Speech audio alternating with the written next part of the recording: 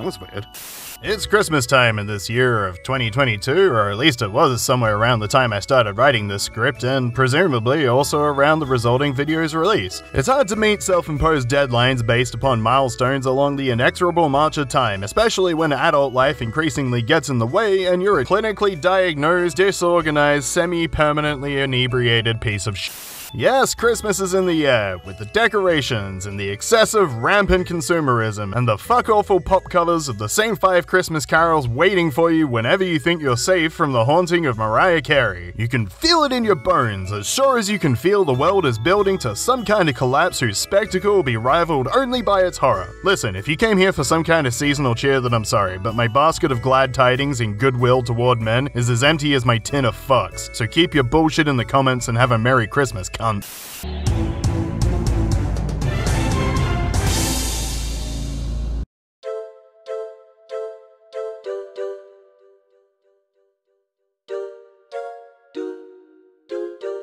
So last year I did an episode about an old Flash game called Merry Gear Solid. It was a fun little time. Sweet, festive fuck. Turns out there was a second one, so we're gonna jump into that and previous ops. Okay, so this one here is the game I played last year, which covers the events of that game in far more detail than the game itself directly addressed, so points to insignificant for a faithful recreation of the source material. To quickly summarize, in 2006, Saint Nick, under the codename of Solid Santa, was deployed by Major Tiny Tim to deliver presents on foot due to the restrictions and dangers posed by unauthorized air travel on a post-9/11 world. Upon arriving at 14015 Hideo Drive, Solid Santa discovered an unusually large concentration of naughty children, perhaps a harbinger of times to come. And glossing right over that sentence, while infiltrating the house, Solid Santa also started getting calls from an anonymous weirdo who revealed himself to be Solid Snake when he jumped Santa on the 10th floor. Snake exposited that Santa was part of the same genetic experiment as Big Boss had been, the Los Bigotes Perfectos project. Launched by LBJ, aimed to bioengineer the perfect beard, which is a bit weird to me, you know. It's not that I think I definitely didn't have a hand in JFK's assassination. Johnson wouldn't get involved in some kind of weird, likely eugenics-based genetic experiment program, but more that I'm surprised it's for the perfect beard. I guess he already thought he had the perfect dom. After the horrors of the Zanzibar land uprising, Snake was sent to take out the clone of Big Boss, Big Beard, to stop it from happening again. I feel like maybe the time for action would have been after the events of Outer Heaven, rather than waiting to see if Big Boss was super serious for reals this time about the whole war crimes thing, but better late than never, I suppose. So Snake murdered Santa. Any last words?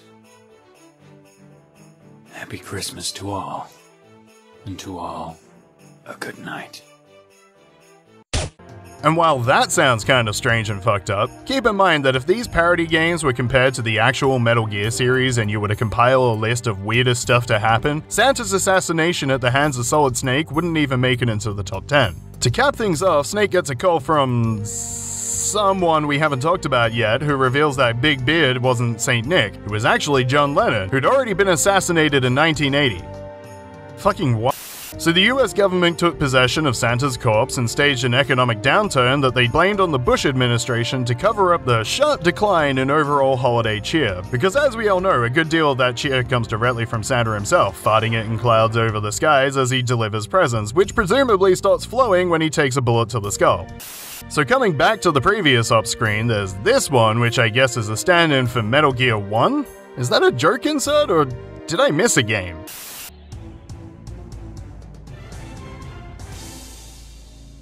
Alright, the Merry Gear games were made by one Arthur Mr. Podunkian Lee, with the assistance of others, and he's been responsible for some other games that you may have heard about. For instance, going by his socials bio, 5 of his games are listed in the book 250 Indie Games You Must Play, and those games are Underside, Dungeon, Streamers, and Enough Plumbers. Interestingly, in the version of the book I can find, there are only 4 games of his in there, at least going by the aliases he has listed in his socials. Perhaps it's an out-of-date version, and if that's the case, I wonder what what got bumped in place of Mr. Podunkian's 5th game. It's all kinda hard to verify, since this is a paid-for book that's hard to find free access to otherwise, and I'm not paying $40 plus to read a glorified BuzzFeed list. I mean, it's meant to call attention to excellent indie titles in an industry where attention from its audience is so fleeting that sites run razor-thin margins on clicks per day with lists just like this one, and they want to charge you more than you'd probably spend on any one of the titles it talks about? It's not even a very good book. Seriously, look at this fucking page. This is the entire entry for the game, and they're all like this. It literally is just a listicle in book form for 40 fucking bucks.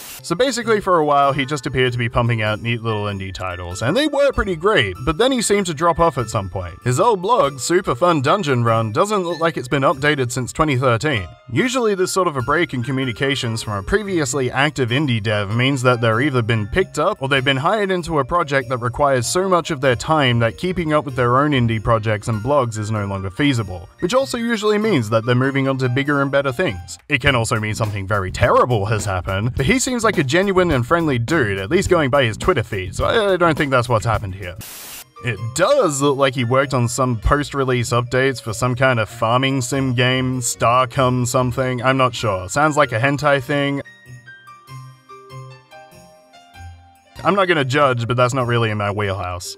As far as Metal Gear Solid 2 is concerned, it looks like it was developed over a period of about 3 months in 2009, with Mr. Podunkian's first blog post about it going up on October 1st, and the game being released on December 26th. In the announcement post for the game, there's a couple of things he comments on here that are worth noting. The first is that he actually put the development of The Underside, one of his other games that had been in development since 2005, on hold so that he could make this one. That's pretty admirable, and he has a decent track record, so how did The Underside turn out? Oh no.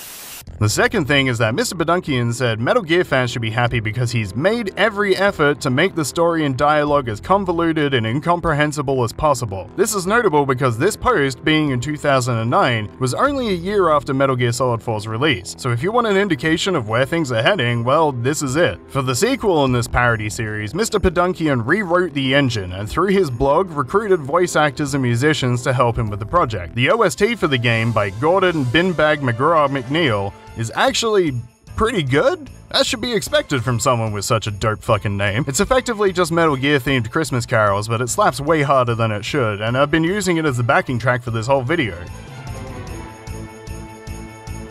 There are others who contributed to the music for one specific scene, but we'll talk about that when we get to it. From everything I can find about him and these games though, there isn't a third Metal Gear game that I've missed. Sort of. There is one thing, but well, we'll talk about it another time. I'm pretty sure, in the end, that the other entry in previous ops is meant to be a joke. What I did find was a post where Mr. Podunkian talked about a previous game before Metal Gear Solid 2, The Ghost of Christmas Past, and that was going to be Metal Gear Solid 2, Songs of Festivity, which cast the main character as John Lennon, you know, Big Beard. By his own admission though, Mr. Podunkian didn't actually know anything about the Beatles, and Lennon's inclusion in the shock ending of Metal Gear Solid 1 was because he came up when Mr. Podunkian searched for famous beards. While this idea was scrapped, he was going to include Lennon as a Johnny stand-in, walking around and being a goof, presumably shitting himself to death in a mall toilet or something, but he dropped the idea because it would be kind of a time paradox to have Lennon walking around in post-1980, and honestly, Mr. Podunkian Lee, sir, you have far more restraint than I think Kojima would have if Lennon was someone he could have included.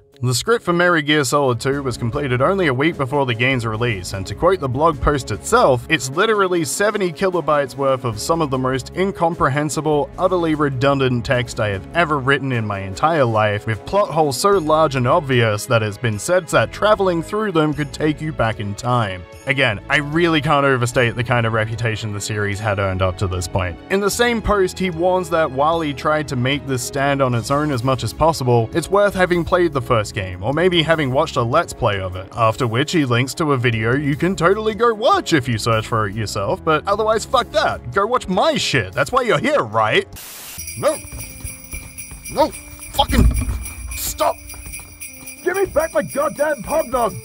Considering the amount of things Mr. Podunkian has worked on, I'm surprised he hasn't left more of a footprint online. At the very least, he's had an impact on me. It's one of the few internet things I remember being really into as a teenager that I'd be willing to admit to, and even enjoy now, with an added bonus that it's related to Metal Gear, unlike some other internet Metal Gear related things I liked as a teenager that now give me pause to reflect on who I am as a person whenever I think about them. He does still appear to be active on Twitter, where it looks like he's posting development updates about his own hentai farm game, and that's awesome, man. Sucks about Underside though, I guess.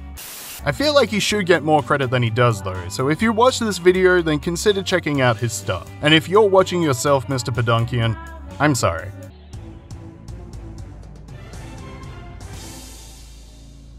So where does that leave us then? What is that file? A quick overview tells me that I really can't link a lot of this to exact titles yet since I haven't covered them, and Nick would be upset if I tried to talk about them now, but I can give you the gist. While delivering presents in December of 1986, St. Nick was caught in Camden Town, doodah, by one Bob Cratchit. Cratchit agreed to not speak about St. Nick on the condition that he assassinate Ebenezer Scrooge, Cratchit's employer, delivering the target's wealth to Cratchit himself. The motive for this being that Cratchit's son, Tiny Tim Timothy, was crippled and required expensive rehabilitation. I assume. It doesn't say it was expensive, but you have to think it was considering he needs to kill and rob a rich dude to pay for it. You know, totally within the context of the video games and not just thinking aloud. It'd be neat if there were a group of people going around bumping off the ultra wealthy before going through a kind of redistribution of that wealth so it can help those in need. And we can call this group the Philanthropy.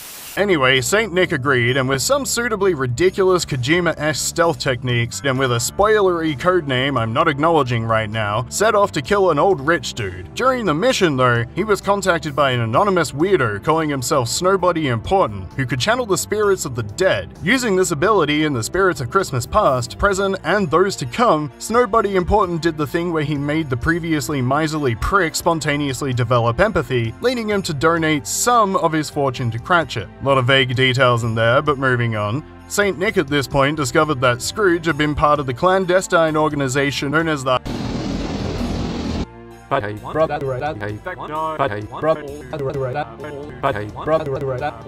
What? I haven't even finished covering the background yet. What's the problem? Well, yeah, I mean, wait, what do you mean?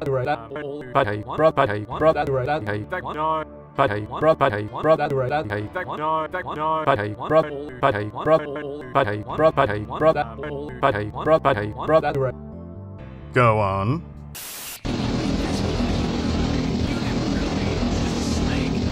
So, what, this whole video has just been a huge waste of time? For me as well, you know that, right? Like, I put time and effort into a script, I had to wrangle the editor into doing shit during the Christmas trauma cycle. Why didn't you point this out earlier so I could have organized something different?